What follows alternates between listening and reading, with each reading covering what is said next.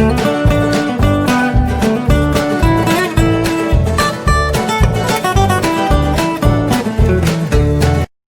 friends, welcome to UI Design Tutorial. Thanks for watching my channel. Keep on watching me. Last video பார்த்துருப்பீங்க, enjoy பண்ணிப்பீங்கன்னு நினைக்கிறேன். Okay friends, இந்த வீடியோவில் இன்றைக்கி என்ன பார்க்க போகிறோம்னா மார்ஜின் பேடிங், இது ரெண்டு பற்றி நம்ம பார்க்கலாம். மார்ஜின்னா எப்படி வரும், எப்படி யூஸ் பண்ணுறது, பேடிங்னா அது எப்படி யூஸ் பண்ணுறது, அது ரெண்டையும் பார்க்கலாம். ஜஸ்ட் இது வந்து நான் லாஸ்ட் இதில் க்ரியேட் பண்ணது இருக்குது. இதில் வந்து எப்படி மார்ஜின் பேடிங் அப்ளை பண்ணலாங்கிறத பார்க்கலாம். HTML ஓப்பன் பண்ணிடுறேன். ஜஸ்ட் வந்து ஒரு பேராகிராஃப் டேக், ஒரு டியூவில் வந்து ஒரு பேராகிராஃப் கொடுத்துருக்கேன், அது கிளாஸ் கொடுத்துருக்கேன், அதுக்கு நான் எழுதியிருக்கேன்.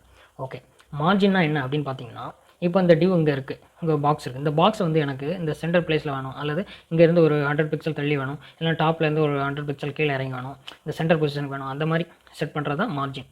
அதுக்கு தான் வந்து மார்ஜின் யூஸ் பண்ணுவாங்க. ஓகே, இப்போ வந்து இது ஒரு இது ஒரு பேராகிராஃப்னு ஒரு கிளாஸ் கொடுத்துருவோம். இந்த டியூவுக்கு வந்து நான் ஒரு மார்ஜின் செட் பண்ணுறேன். ஓகே, மார்ஜின் போட்டுருங்க, கொடுத்துட்டு கோலன் கொடுத்துருங்க.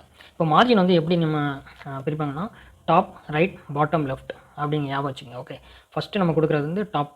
ஓகே, இப்போ நான் ஒரு 10 பிக்சல் கொடுக்குறேன்.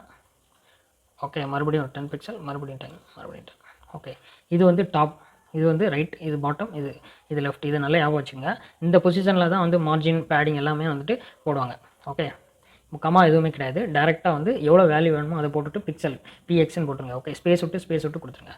சேவ் பண்ணிவிட்டு க்ரோமில் போய்ட்டு ஜஸ்ட் ரன் பண்ணுங்கள். கொஞ்சம் தள்ளி வந்துருக்கு பாருங்கள். இப்போ வந்து எனக்கு டாப்லேருந்து ஒரு 100 பிக்சல் கீழே இறங்கி வரணும். மற்றது எதுவும் பண்ண வேண்டாம்னா ஜஸ்ட்டு டாப், இதுதான் டாப், ஒரு 0 ஆட் பண்ணி 100 பிக்சல் சேவ் பண்ணிட்டு க்ரோமில் போய் ரன் பண்ணி பாருங்கள். டிஃப்ரெண்ட் தெரியுதுங்களா? இப்போ வந்து லெஃப்ட்டில் வேணால் நம்ம இது ரைட்டு, இது பாட்டம், இது லெஃப்ட்டில் ஒரு 100 ஆட் பண்ணிக்கலாம்.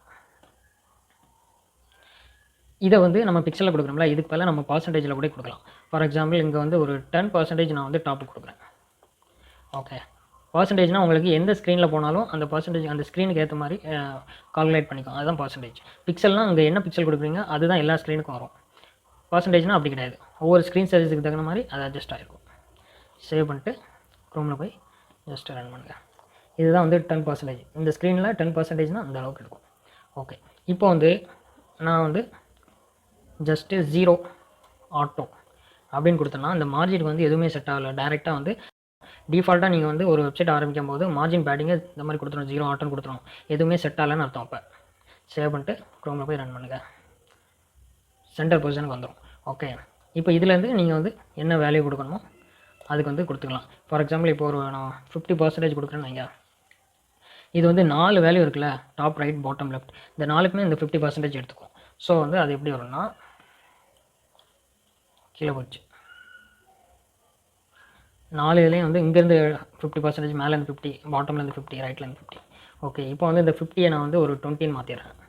சேவ் பண்ணிட்டு ரிஃப்ரெஷ் பண்ணுறேன். இப்போ தெரியும் உங்களுக்கு எல்லாமே ஈக்குவலாக எடுத்துக்கும். இந்த இது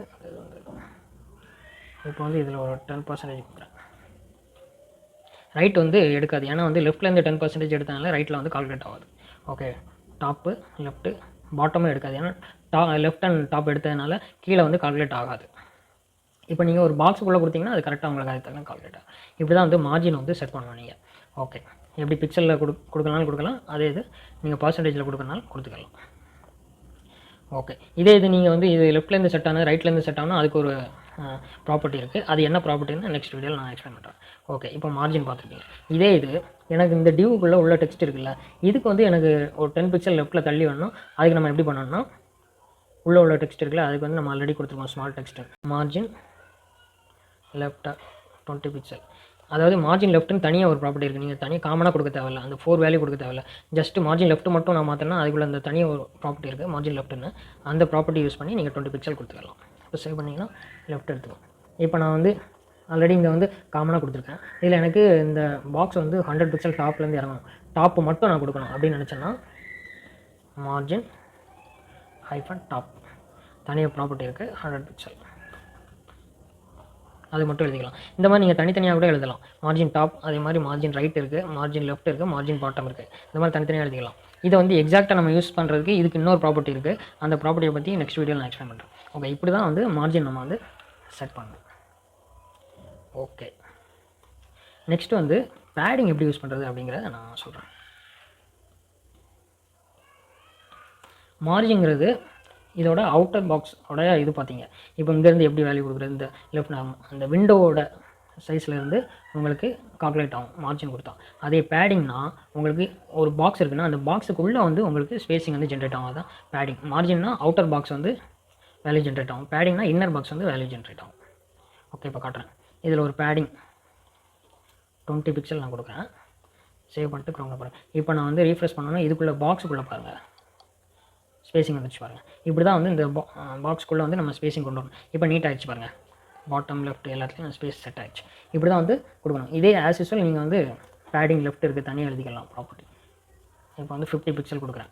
ஆல்ரெடி இங்கே 20 பிக்சல் செட் ஆகிருக்கு. இது காமனாக செட் ஆகிருக்கு. பேடிங் லெஃப்ட் அப்படின்னு நான் கொடுத்தேன்னா லெஃப்ட் வேல்யூ மட்டும் செட் ஆகும். சேவ் பண்ணிட்டு ரீஃப்ரெஷ் பண்ணலாம். தெரியுதுங்களா? அதே இது நான் இதில் கூட செட் பண்ணலாம். இப்போ நான் ரிமூவ் பண்ணிவிட்டு இது வந்து 4 வேல்யூ கொடுத்துட்டு டாப் ரைட் பாட்டம் லெஃப்ட்டில் வந்து நான் 50 பிக்சல் கொடுத்துறேன். சேவ் பண்ணிட்டு ஓகே 100 கொடுக்குறேன். சேவ் பண்ணிட்டு ரீஃப்ரெஷ் பண்ணுங்கள். தெரியுதுங்களா? இப்படி தான் வந்து பேடிங் கொடுங்க. பேடிங்னா பாக்ஸோட இன்னர் சைஸு, மார்ஜினா பாக்ஸோட அவுட்டர் சைஸ். மார்ஜின் வந்து விண்டோலேருந்து கால்குலேட் ஆகும். பேடிங் வந்து பாக்ஸ்க்குள்ளே அதோட பேரண்ட் ஐடி என்ன இருக்குது அதுலேருந்து கால்குலேட் ஆகும். இப்படி தான் வந்து மார்ஜின் பேடிங் யூஸ் பண்ணி ஒரு ஸ்பேசிங் எப்படி கொடுக்குறாருன்னு நம்ம பார்க்கலாம். இப்படி தான் ஒரு மார்ஜின் பேடிங் யூஸ் பண்ணி ஒரு ஸ்பேசிங் வந்து நம்ம செட் பண்ணணும். ஓகேங்களா? ரெண்டுக்குள்ள டிஃப்ரெண்ட் உங்களுக்கு தெரிஞ்சிருக்கும்னு நினைக்கிறேன். இதை வந்து உங்கள் சிஸ்டமில் யூஸ் பண்ணி பாருங்கள்.